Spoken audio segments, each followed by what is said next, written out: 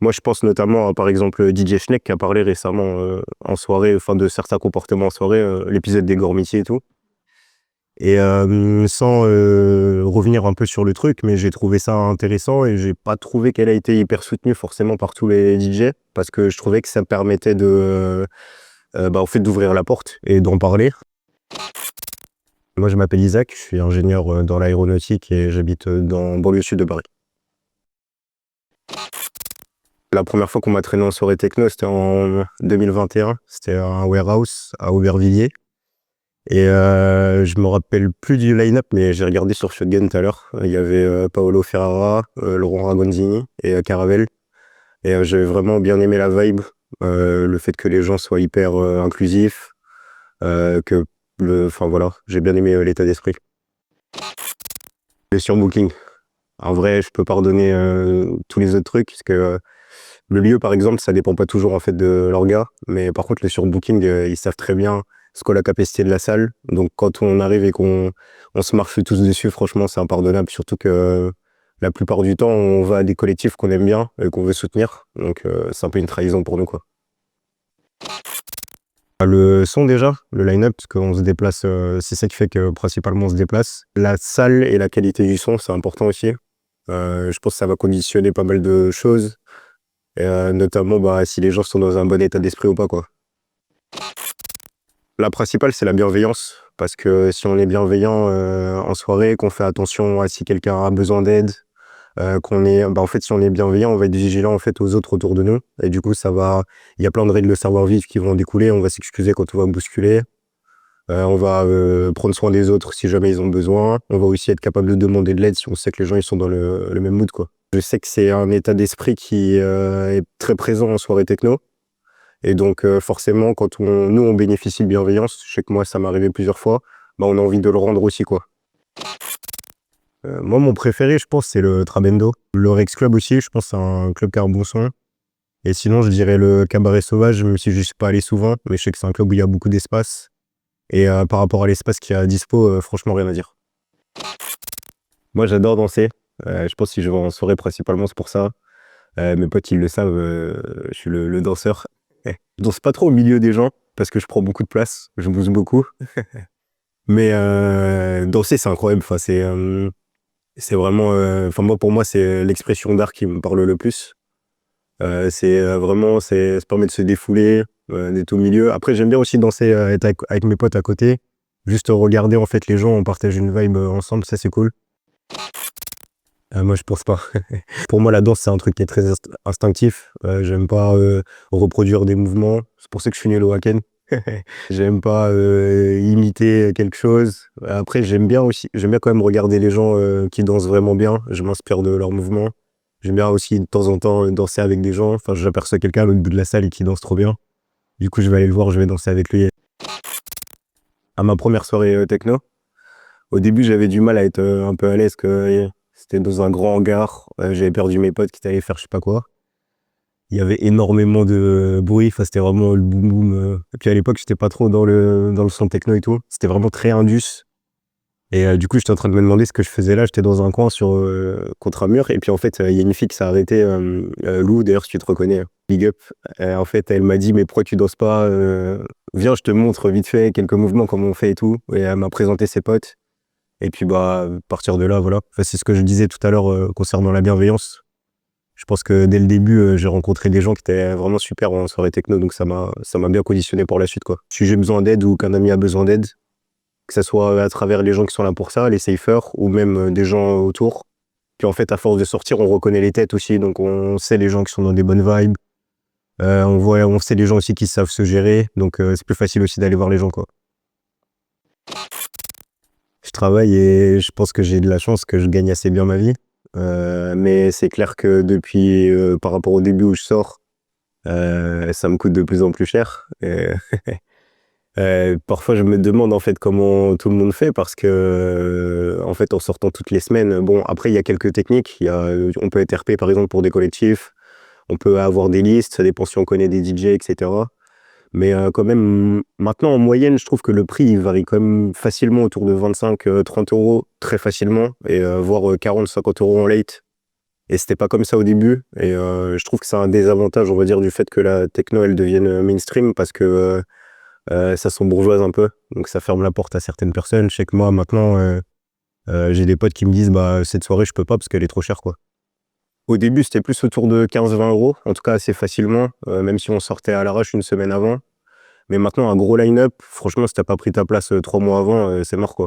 Là, je sais que maintenant, là, les places qu'on prend, elles sont autour de février-mars. Je sais qu'au début, je faisais jamais ça. En fait, c'est avec un pote à moi qui s'appelle Alex, à qui je dédicace vraiment à ce moment. En fait, c'est un peu mon acolyte de soirée. On est un peu pareil, on aime bien danser, aller avec les gens. Et en fait, on était vraiment en train de danser ensemble. Et c'était à une piscicave, je crois. Ça devait être en février 2022, un truc comme ça. Et on était en train d'écouter le set de Evil Grimace. Et en fait, vraiment, pile poil au moment où on finit de danser, et on avait une pote qui nous filmait. Et en fait, il y a 3 litres, la musique de Evil Grimace qui passe. Et en fait, on l'adore. Et du coup, sur la vidéo, on nous voit vraiment hurler. Et c'était vraiment un moment de connexion. Bon, comme j'en ai plein avec lui, mais c'était cool. Ça dépend à quelle heure je rentre, s'il y a after ou pas. En général, quand je rentre direct après la soirée, je dors. Et sinon, ma routine, dans tous les cas, c'est une espèce de tisane avec du gingembre, du miel et du citron. Je le respecte énormément et je l'encourage. En particulier quand on sort souvent. Je pense que c'est important d'être capable, on va dire, d'être là que pour le son. Puisque quand on sort tout le temps, si on consomme quelque chose, que ce soit de l'alcool ou autre, ben, on va pas se mentir, c'est nocif pour le corps. Donc faut faire attention à ça, quoi. Moi, personnellement, je suis pas très photo. J'y pense pas spécialement. Après, de temps en temps, ça m'arrive quand même de prendre des photos pour immortaliser les moments.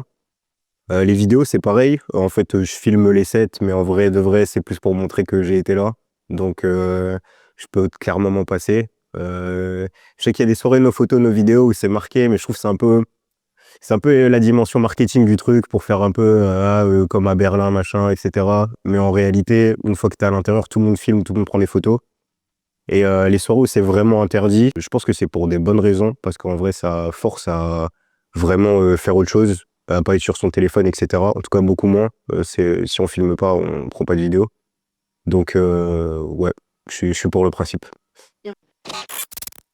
Dire ça fait débat sur, que ce soit sur Internet ou autre. Pour moi, c'est bien de s'indigner du fait que la techno, elle est en train de changer, parce qu'en fait, ça se démocratise. Les réseaux sociaux, ils sont principalement responsables de ça, parce que, on va dire que c'est un truc un peu underground qui a fini par se mettre à la lumière du jour. Le problème, c'est qu'en fait, moi, j'aime pas, je trouve que ça fait un peu boomer, le truc les jeunes TikTok, machin, ils viennent, ils ont pas de manière, tout ça. Ouais, mais en fait, ils ont pas d'autres référentiels. Les gens qui utilisent les réseaux sociaux pour démocratiser la techno, ils véhiculent une certaine image et il y a personne qui contrebalance derrière. Je pense que ça peut venir principalement des DJ parce qu'en vrai, leur parole est énormément importante. Et moi, je pense notamment à, par exemple, DJ Schneck qui a parlé récemment en soirée, enfin de certains comportements en soirée, l'épisode des Gormiti et tout. Et sans revenir un peu sur le truc, mais j'ai trouvé ça intéressant et j'ai pas trouvé qu'elle a été hyper soutenue forcément par tous les DJ, parce que je trouvais que ça permettait en fait, d'ouvrir la porte et d'en parler.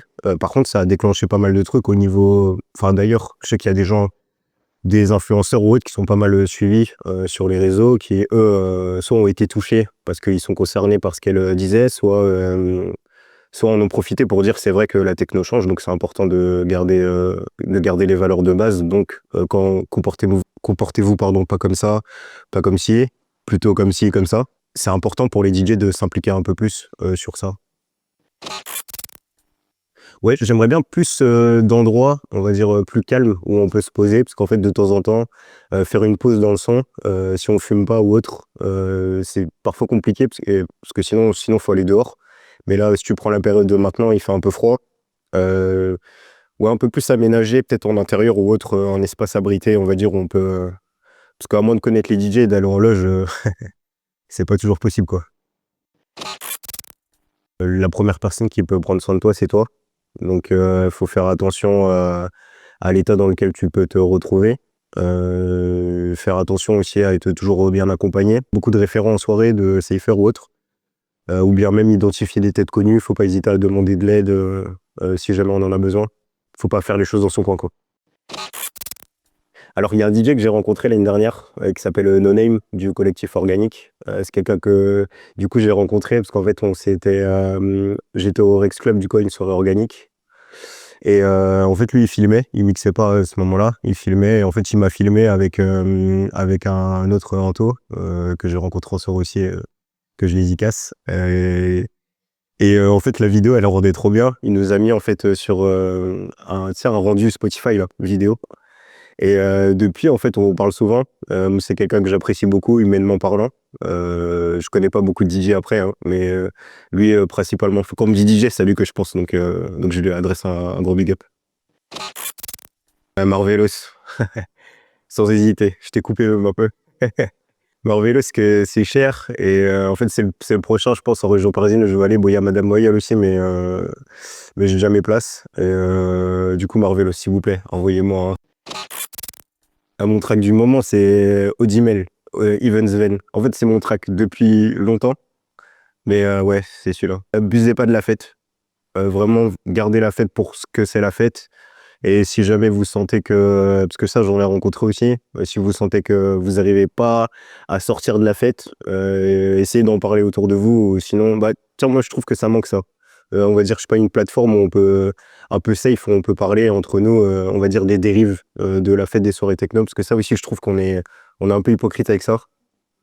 On fait comme, enfin, il y a des désavantages aux soirées techno et on n'en parle pas, donc voilà. Eat, sleep, slay, repeat.